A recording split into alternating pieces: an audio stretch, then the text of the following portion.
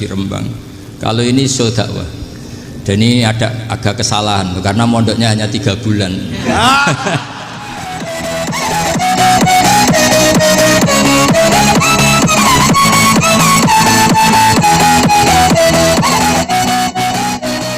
Assalamualaikum warahmatullahi wabarakatuh.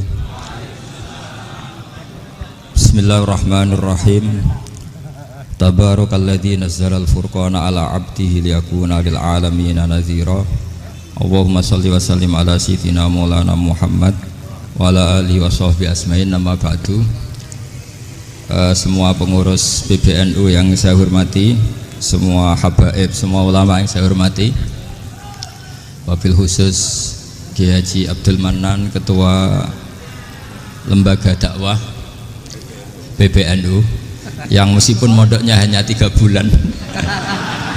Ini sebetulnya problem, sehingga saya kesini ini sebetulnya tidak pernah merasa ibadah. Ini bukan dakwah, ini show dakwah. Jadi yang namanya dakwah itu ya orang-orang di kampung nggak bisa ngaji diajarin ngaji, seperti saya di Jogja, di Rembang. Kalau ini show dakwah. Dan ini ada agak kesalahan karena mondoknya hanya 3 bulan. Jadi tidak bisa bedakan mana dakwah, mana show dakwah. Ini jelas show itu. Mungkin yang benar-benar dakwah yang sekarang sedang bikin masjid di pedalaman Kalimantan, pedalaman Sulawesi, atau saudara-saudara kita yang di Korea. Saya kemarin di Korea, itu dakwah betul. Kalau ini agak-agak tontonan. Ya tapi masih bagus lah, melihat wajahnya habib ulama itu ibadah. Tapi begini ya, yang jelas saya berharap sekali, saya diundang sekali ini saja, jangan diulang. Karena mencintai ulama itu baik, tapi ngatur ulama itu dosa. Ini jadi ini harus dicatat. Jadi Imam Malik itu kalau diundang tuh marah, meskipun yang undang tuh seorang raja zaman itu, Harun ar-Rasyid. Beliau minta supaya Imam Malik baca Muwatta di istana untuk anak-anaknya, padahal seorang presiden mau ngajari anak-anaknya. Imam Malik marah, masyhur itu, al ilmu yu'ta la ya'ti, ilmu disowani, ora apa ilmu yang sowan. Di mana-mana timba itu ke sumur apa sumur yang ketimba? Timba ke sumur. Ini agak kecelakaan. Pakai air pam. air pam katanya. Jadi udah banyak hal lain. Sehingga saya kata orang banyak itu di SK-kan PBNU, tapi itu tidak pernah saya pikir. Karena saya melakukan kebaikan itu sebelum dapat SK. Saya ngajar sebelum dapat SK, saya dakwah di mana-mana sebelum dapat apa? SK. SK saya langsung minallahi ta'ala, dari Allah Ta'ala. Jadi kalau PBNU niatnya ikrar bahwa orang yang sudah manfaat diangkat, itu saya terima. Tapi kalau merasa ngangkat saya, tak lawan di pengadilan. Karena saya sudah jadi kiai sebelum diangkat PBNU. Ya ini saksikan ya para muhibin saya. Jadi kalau SK itu ikrar, ngakui kalau Gus Bak manfaat, saya terima. Kan hanya ikrar saja, apa? Tapi kalau merasa ngangkat dari bawah ke atas, itu tak lawan sampai apa? Pengadilan, sampai di akhirat. Tersangkanya ya yang sedang jabat sekarang itu. Tapi saya yakin enggak, Kiai Miftahul Ahyar itu orang alim karena alumni Sidogiri dan menantunya Syekh Duki. Di antara gurunya itu pernah mbah mertua saya, karena istri saya orang Sidogiri. Beliau juga besanan sama keluarga Lasem, saya ini Durriyah Lasem. Pak Said Akil juga orang alim, mbah-mbahnya juga orang alim. Baru kemarin nyocokkan nasab sama saya. Buyut-buyutnya beliau itu adik buyut saya, pernah cocokkan sama saya. Gus, saya sama saya tua mana? Tua saya, buyut kamu adik buyut saya, kata saya gitu. Tapi saya tetap hormat sama beliau karena ya pernah sepuh umurnya setidaknya. Jadi saya ulang lagi, ngaji seperti ini itu sebetulnya lebih ke show, pertunjukan.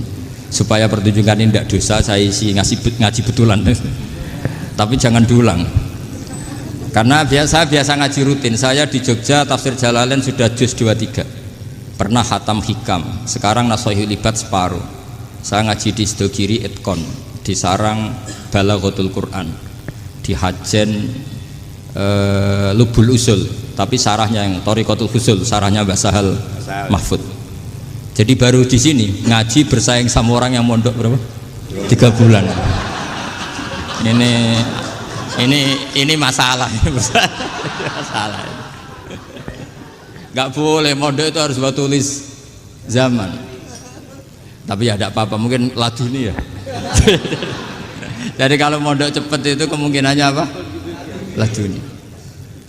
Begini, tapi saya tertarik apa yang dikatakan Kiai Haji Abdul Manan tadi menyangkut kalimat tauhid. Saya ngaji di mana-mana bilang, kalau ngaji itu yang tahqiq itu detail.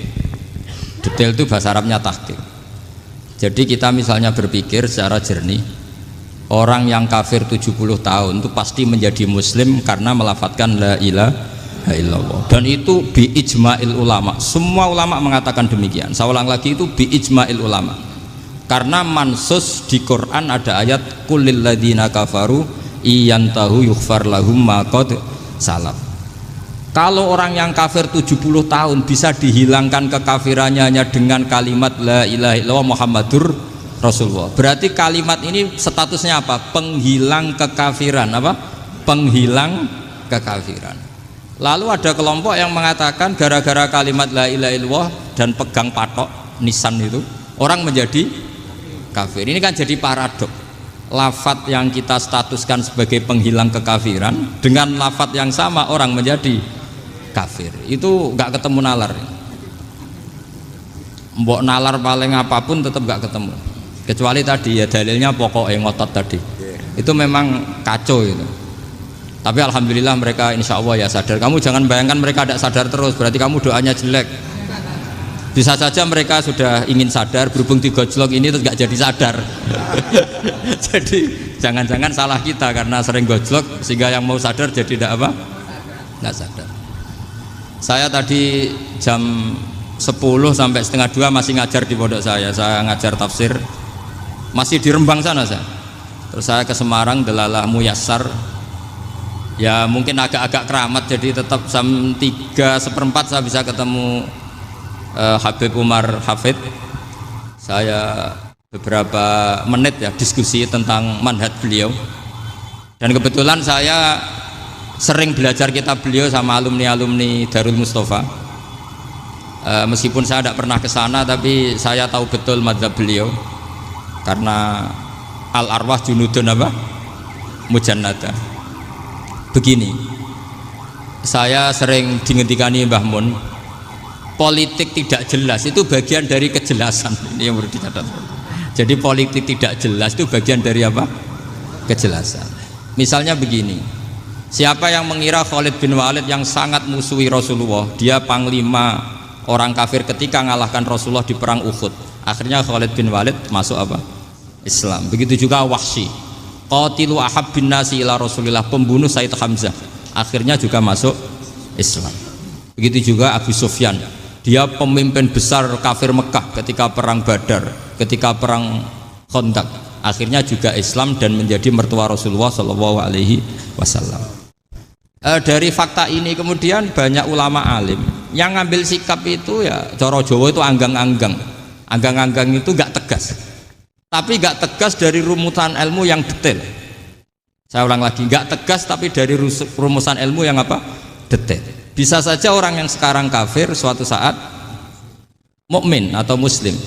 Bisa saja yang sekarang sedang fasik suatu saat soleh.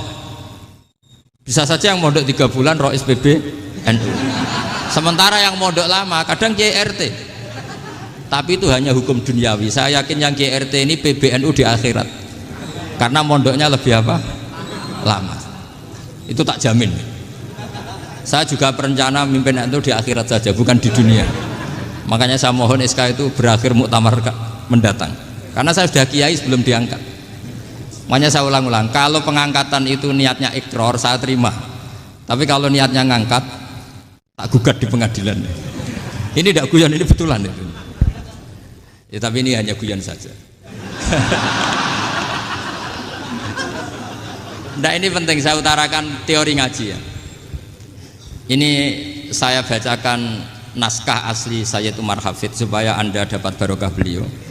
Karena beliau selain alim allamah, muridnya Habib Salim juga beliau pernah ngaji kutub Sayyid Abdul Qadir Segaf di Jeddah. juga beliau sering istifadah di beberapa kiai. Ini saya baca teks Arabnya kemudian saya terjemah. Bagi yang tidak setuju pemaknanya bisa gugat karena saya baca Arabnya. Yang nggak setuju pemaknanya bisa gugat. Tapi tak jamin kalah karena saya paham betul teksnya maknanya seperti itu. Logikanya tadi ya.